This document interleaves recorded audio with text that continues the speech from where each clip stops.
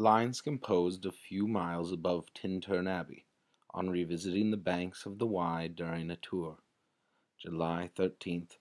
1798, by William Wordsworth. 5 years have passed,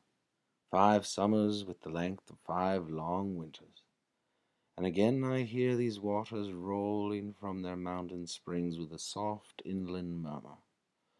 Once again do I behold these steep and lofty cliffs, that on a wild secluded scene did impress thoughts of more deep seclusion, and connect the landscape with the quiet of the sky. The day is come when I again repose here, under this dark sycamore, and view these plots of cottage ground, these orchard tufts, which at this season, with their unripe fruits, are clad in one green hue, and lose themselves mid groves and copses. Once again I see these hedgerows, hardly hedgerows, little lines of sportive wood run wild, these pastoral farms, green to the very door, and wreaths of smoke sent up in silence from among the trees, with some uncertain notice, as might seem of vagrant dwellers in the houseless woods, or of some hermit's cave, where by his fire the hermit sits alone.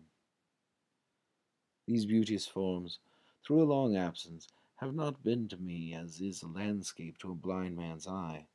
but oft, in lonely rooms amid the din of towns and cities, I have owed to them, in hours of weariness, sensations sweet, felt in the blood and felt along the heart, and passing even into my pure mind with tranquil restoration. Feelings, too, of unremembered pleasure, such, perhaps, as have no slight or trivial influence on that best portion of a good man's life, his little, nameless, unremembered acts of kindness and of love. Nor less, I trust, to them I may have owed another gift, of aspect more sublime, that blessed mood in which the burden of the mystery, in which the heavy and the weary weight of all this unintelligible world is lightened, that serene and blessed mood, in which the affections gently lead us on, until, the breath of this corporeal frame and even the motion of our human blood almost suspended, we are laid asleep in body and become a living soul, while with an eye made quiet by the power of harmony and the deep power of joy, we see into the life of things. If this be but a vain belief, yet, oh, how oft,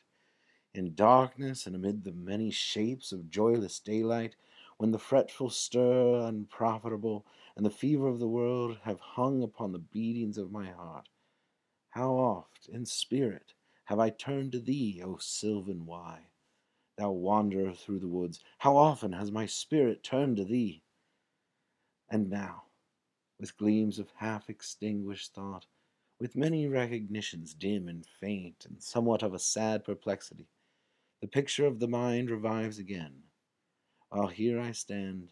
not only with the sense of present pleasure, but with pleasing thoughts that in this moment there is life and food for future years. And so I dare to hope, though changed, no doubt, from what I was when first I came among these hills, when like a roe I bounded o'er the mountains by the sides of the deep rivers and lonely streams, wherever nature led, more like a man flying from something that he dreads than one who sought the thing he loved. For nature then, the coarser pleasures of my boyish days and their glad animal movements all gone by, to me was all in all. I cannot paint what then I was. The sounding cataract haunted me like a passion. The tall rock, the mountain, and the deep and gloomy wood, their colors and their forms, were then to me an appetite, a feeling, and a love, that had no need of a remoter charm by thought supplied, nor any interest unborrowed from the eye. That time is past, and all its aching joys are now no more, and all its dizzy raptures. Not for this faint I, nor mourn, nor murmur. Other gifts have followed. For such loss I would believe abundant recompense. For I have learned to look on nature, not as in the hour of thoughtless youth, but hearing oftentimes the still sad music of humanity, nor harsh, nor grating, though of ample power to chasten and subdue. And I have felt a presence that disturbs me with the joy of elevated thoughts, a sense sublime of something far more deeply interfused, whose dwelling is the light of setting suns, and the round ocean, and the living air, and the blue sky, and the mind of man, a motion and a spirit that impels all thinking things, all objects of all thought, and rolls through all things. Therefore am I still a lover of the meadows and the woods and mountains, and of all that we behold from this green earth, of all the mighty world of eye and ear, both what they half create and what perceive, well pleased to recognize in nature and the language of the sense the anchor of my purest thoughts, the nurse, the guide, the guardian of my heart and soul, of all my moral being. Nor perchance, if I were not thus taught, should I more suffer my genial spirits to decay. For thou art with me here upon the banks of this fair river, thou, my dearest friend, my dear, dear friend.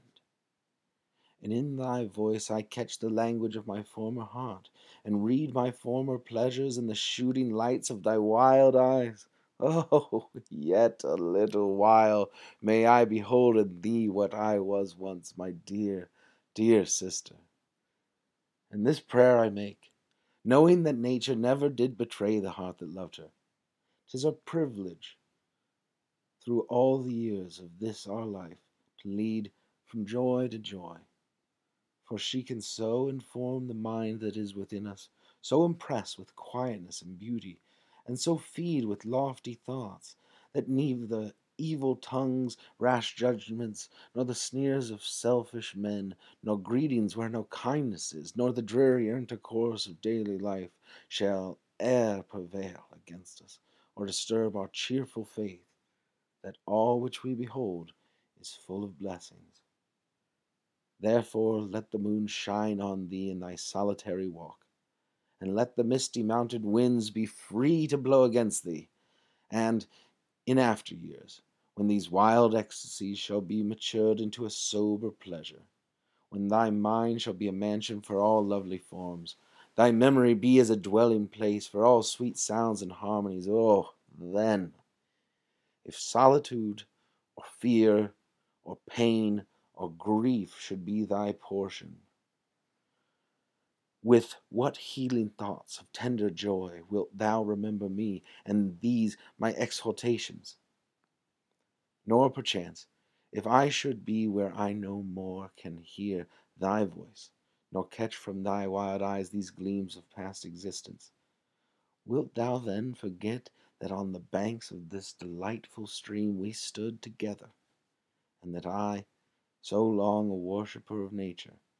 hither came unwearied in that service? Rather say, with warmer love, oh, with far deeper zeal of holier love. Nor wilt thou then forget that after many wanderings, many years of absence, these steep woods and lofty cliffs, and this green pastoral landscape were to me more dear, both for themselves and for thy sake.